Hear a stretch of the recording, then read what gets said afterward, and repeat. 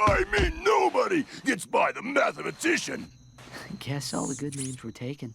Watch your mouth, Zero, before the mathematician subtracts your head from your shoulders. Sir, as a fellow number cruncher, could I please ask what this is all about? That moon's where we divide losers from winners before adding them to the Megacorp games. There's a challenger up there ready to reduce you to nothing. This technology looks familiar. Perhaps I could...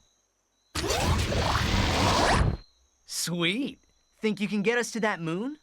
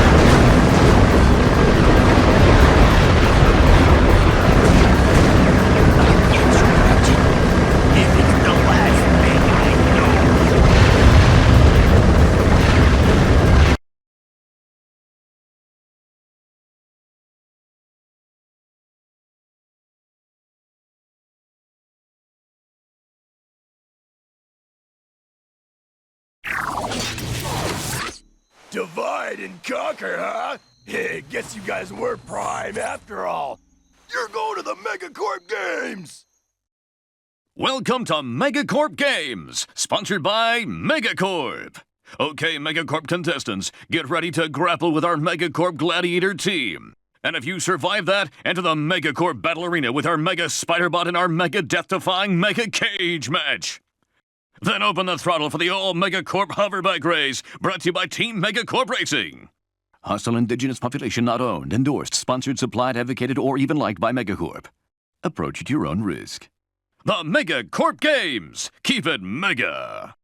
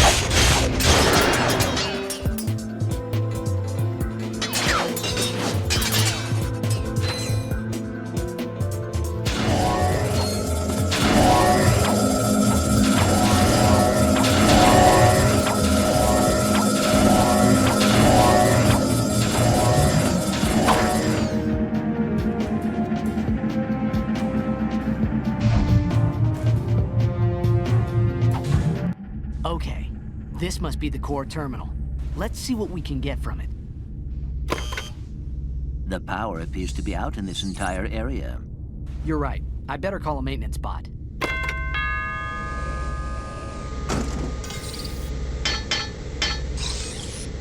Let's just follow him and fix it ourselves.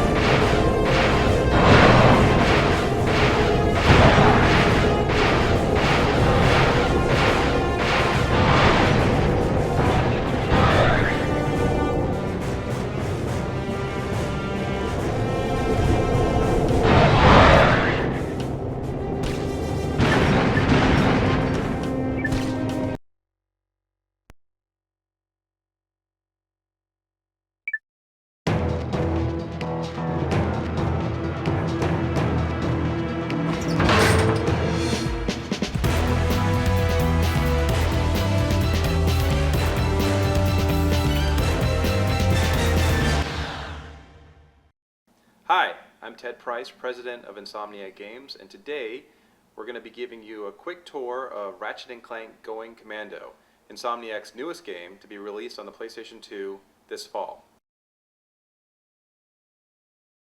After brainstorming for a long time on Ratchet & Clank Going Commando in the initial phases, we came up with brand new approaches to major areas of the game. The major changes that we implemented were a new experience-based character growth system, weapons, upgrades, and mods, maxi games, spherical worlds, more sophisticated enemy behavior, new technology, and a new story and a brand new personality for Ratchet. So let's begin by discussing the character growth system that we've implemented for Ratchet & Clank Going Commando. In the original Ratchet & Clank, we started with 4 units of nanotech, or hit points if you will. In Ratchet & Clank Going Commando, you once again start with 4 units of nanotech, and here's an example of 1 unit as it's shown in the game. But by the end of the game, you can earn up to 80 units. This is a huge difference from Ratchet & Clank, the original. So how do you earn this nanotech? Well, you've got to kill enemies. Each time you kill an enemy, you get nanomites, which is our equivalent of experience. The nanomites are collected in this bar. When the bar fills up, you get another nanotech unit. In other words, your maximum health increases. So basically, Ratchet gets significantly stronger in terms of hit points as he's progressing through the game. Ratchet also gets to equip armor. In fact, in addition to his regular commando suit, which he starts with, there are 4 types of armor that he can purchase and use. Armor cuts down the damage done by enemy attacks.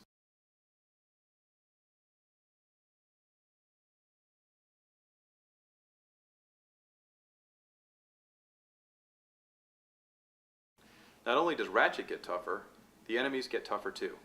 We've increased enemy hit points significantly since Ratchet & Clank. As you can see, the small enemies aren't too much of a problem, but by the end of the game, they're already tougher than most of the characters in Ratchet & Clank, the original. Medium enemies go from 2 to 20 hit points, large enemies go from 2 to 60 hit points, and massive enemies go all the way up to 120 hit points. By contrast, most of the enemies in Ratchet & Clank had no more than 3 hit points. Enemy attack damages increase significantly as well to offset Ratchet's increases in health. In Ratchet & Clank, enemies always cause 1 point of damage. Now, our enemies can do up to 35 points of damage during an attack. Those are the big enemies. You don't encounter them very often, but if you do, they're going to kick your butt if they hit you. Enemies also show up with more armor as the game progresses, just like Ratchet.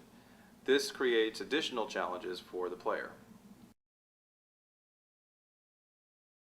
Now let's talk a little bit about weapon upgrades. Now with tougher enemies, Ratchet's got to be able to do more damage as the game progresses, and that's why we've introduced weapon upgrades.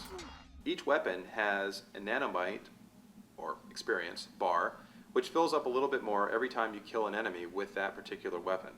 When the bar is completely filled, an upgrade is triggered.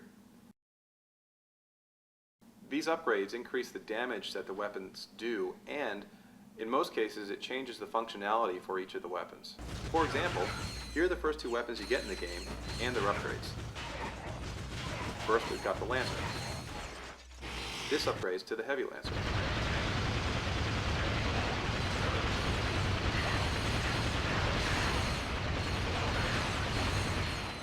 Then we've got the Gravity Bomb.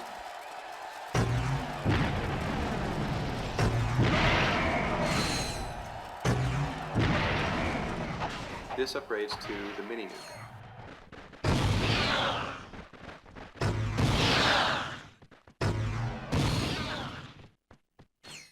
As you can see, the upgrades are significantly more powerful than the original weapons and are another reward for players as they move through the game.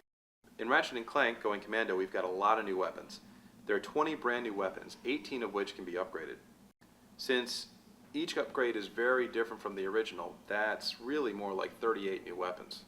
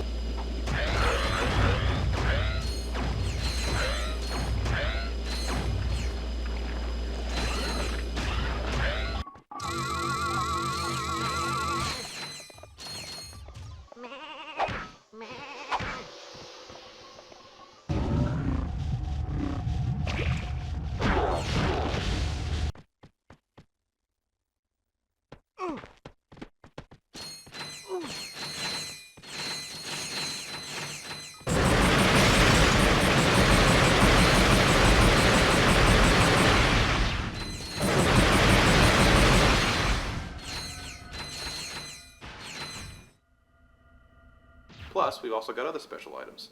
Some of the weapons can be outfitted with special mods. These mods do post-attack damage. We have a poison mod, an electricity mod, etc.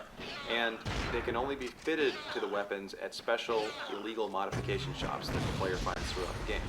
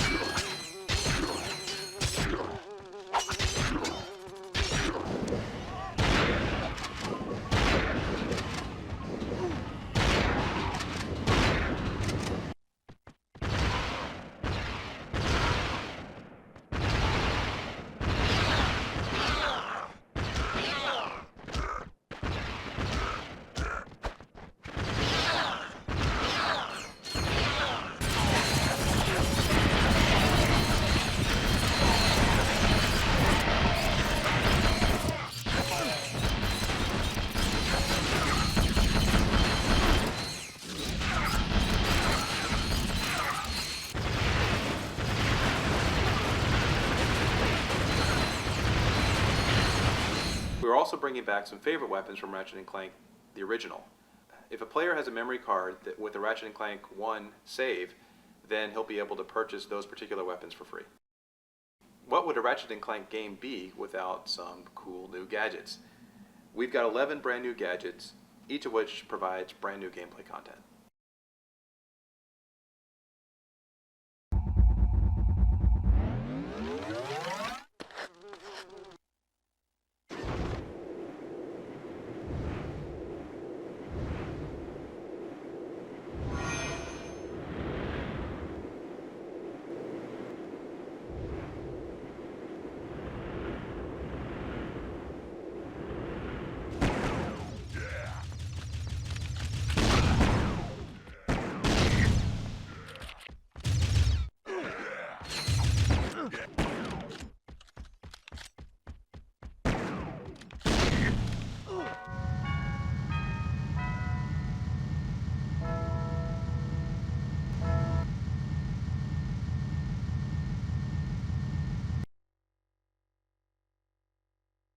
You always have an opportunity to go back to earlier levels and build up your nanotech, upgrade your weapons, even make money to buy new, more powerful weapons. So if a player feels like he can't progress any further because the enemies are too tough, well, go back to an earlier level and start building up. This is really a hallmark of RPGs that isn't seen very frequently in platformer games, but for us, it's a great way to ensure that both the hardcore players and the novice players really get a great gameplay experience. Hello, my name is Brian Allgaier. I'm the design director of Insomniac Games. In Ratchet & Clank Going Commando, we have maxi games. They are different than mini games in that maxi games can be played repeatedly. New challenges are introduced and they create much more depth than your typical run-of-the-mill mini game. In Ratchet & Clank, the original, we had mini games. Those were one-offs. You'd play them once and you pretty much wouldn't want to see them again. But with maxi games, we've made these games such that players would like to return and actually play them over and over for bolts and XP and plus to upgrade their weapons. 3 of the maxi games in Ratchet & Clank Going Commando are hoverbike races, arena challenges, and space combats. In gladiator arenas, Ratchet is pitted against hordes of gladiators. For the first part of the maxi game, he has to fight for the electrolyzer, and he fights numerous enemies. But then later on, he gets to open up more challenges, where he can fight Chainblade, one of our gladiator bosses, also the B2 Brawler. Then later he's pitted against gladiators in different challenges, like a time challenge, where he has to defeat 30 enemies in 30 seconds, or kill all enemies with 200 Lancer shots. Each one of these challenges within the maxi game becomes more and more challenging, more complex, and offers higher bolt rewards. So it gives players more of an incentive to fight for XP and money. In Ratchet & Clank 1, we had some flying challenges, but they weren't nearly as involved as the space combat found in Ratchet & Clank Going Commando. In Ratchet & Clank Going Commando, it's all about firepower. You get to keep your same ship, but you also get upgrades that make it stronger, give it better weapons, and make it go faster. The reason why Space Combat's a maxi game is that once you finish the required portion of the challenge, you can always return to make more money. Ratchet Clank Going Commando also has hoverbike racing. In hoverbike racing, the players pitted against multiple racers to win the grand prize. Once they've completed that race, they can return where additional weapons will get unlocked, and they can fight against these super fast racers in order to win additional bolts.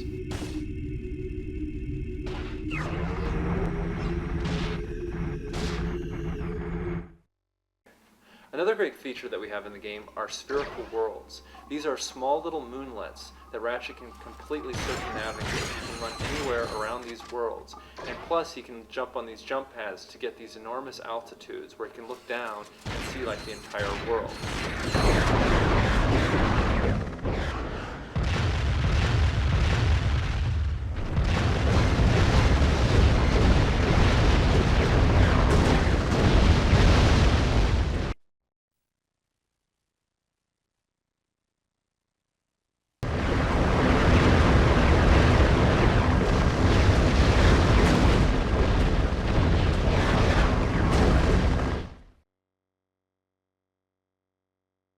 In previous games, we didn't spend a lot of time on making the enemies intelligent. We thought more about the weapon strategies and how enemies were taken out with the weapons, but we didn't really give them enough life. In Ratchet Clank Going Commando, we have different AI systems that we're using. Here are some of the rules that we established. No sleeping on the job. Enemies just don't stand around in their standard idle state looking left and right waiting for Ratchet to show up. They're actually doing something. Extra points for a stylish entry. Enemies will teleport in, they'll jump in, they'll ambush Ratchet. There will always be something interesting and surprising about how they're introduced. Keep an eye on Ratchet. Enemies know that Ratchet's still there when he leaves. They don't just go back into their slumber state. They will either fire at him if he's hiding, or they'll run and hide, or they'll panic. And teamwork. Enemies work within groups. We have many situations where we have these enemies gathering around Ratchet, some jumping into the fray, others holding their position. All of this adds up to what we think will be a much more challenging experience for the players. My name is Al Hastings, and I work on technology at Insomniac Games on Ratchet & Clank Going Commando. Well, we've gone into each of the core engines and improved things like lighting and multipass texturing effects, and we've focused on ways to improve special effects and the visual presentation of the levels. We've worked a lot on memory compression to allow more animation and more objects. In a lot of levels we're seeing nearly twice the animation that we saw in Ratchet 1.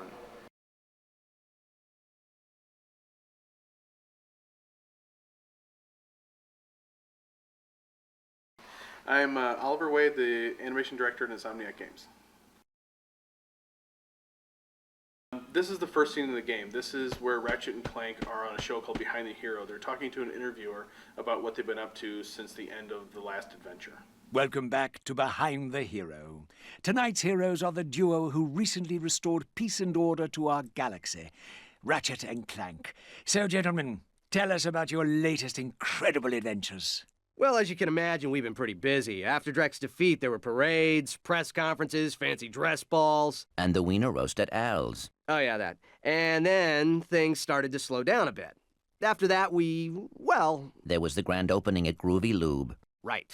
I think that was last week. 6 months ago.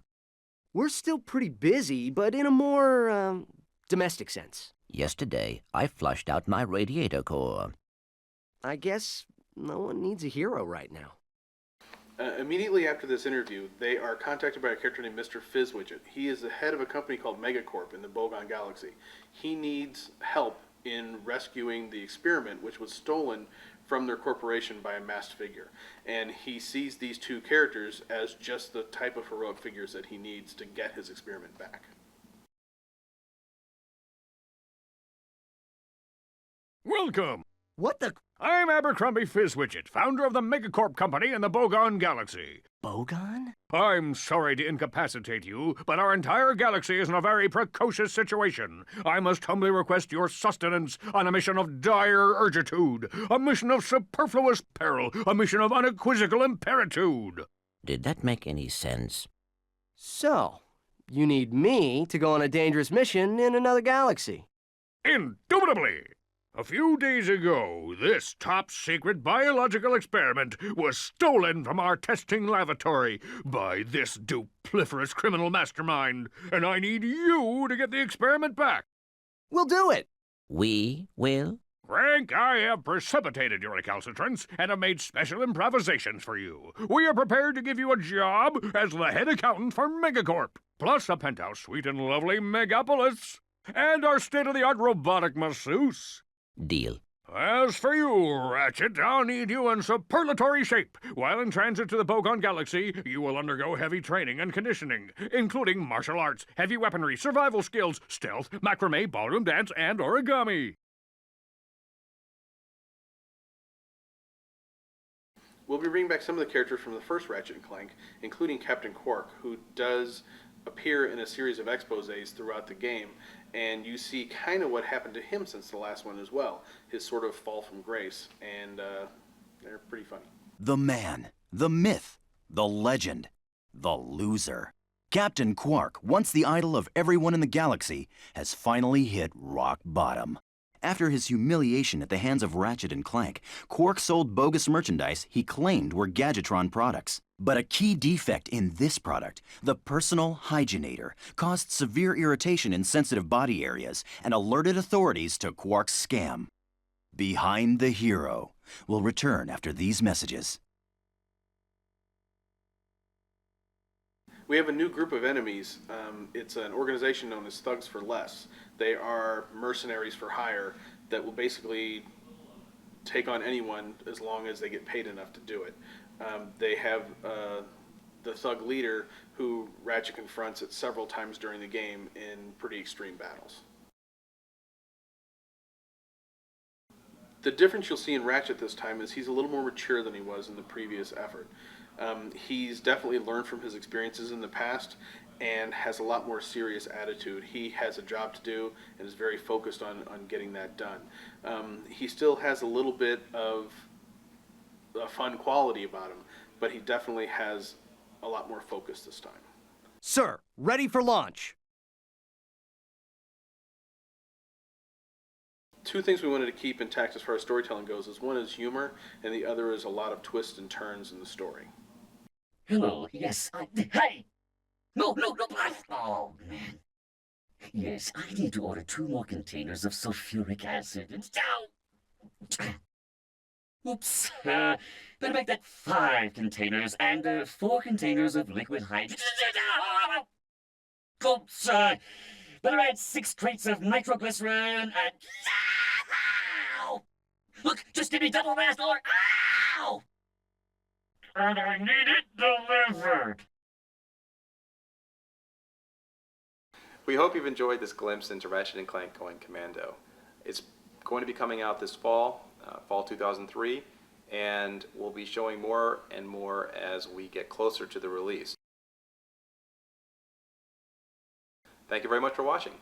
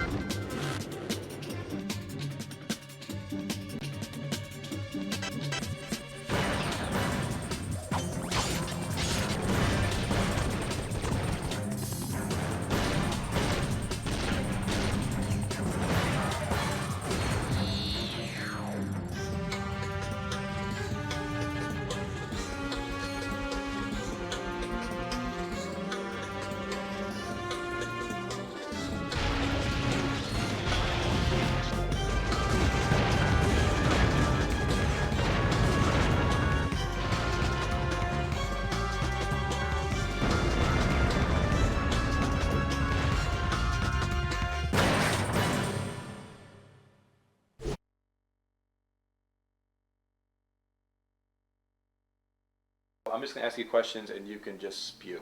Okay. Where does the story begin? You sure I can't look at you? 'Cause it feels really weird to look right into the camera. Look at me. You're always taught not to do that. So after a lot of brainstorming, we came up with new brains. Let me do it one more time. Okay. Since the last time they crud. It's okay. All right. It really has to be seen to be believed. After a lot of brainstorming, we came up with brand new approaches in several major. Good thing I'm not an actor. Good